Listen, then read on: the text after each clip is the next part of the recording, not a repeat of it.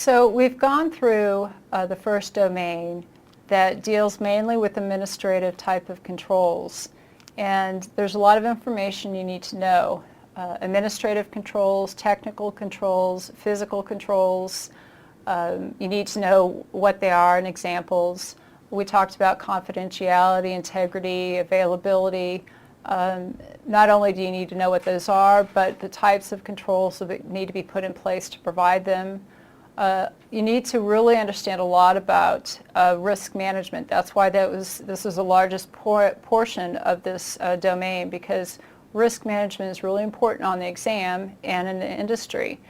So in risk management, we talked about figuring out the value of assets, which is not just the purchasing of them. We talked about qualitative versus quantitative.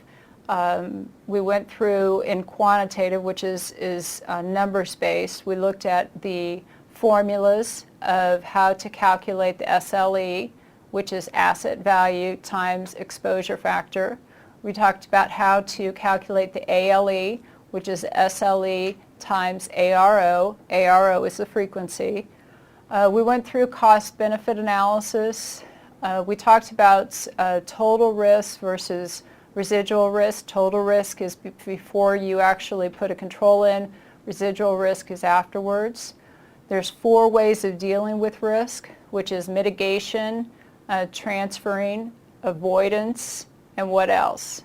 We have mitigation, you transfer it, you avoid it, or you accept it.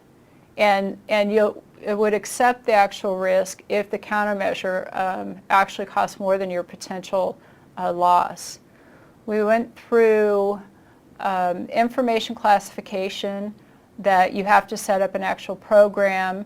The data owners do the classification of the data custodians actually set up the systems, do the configuration, they fulfill what the data owner says.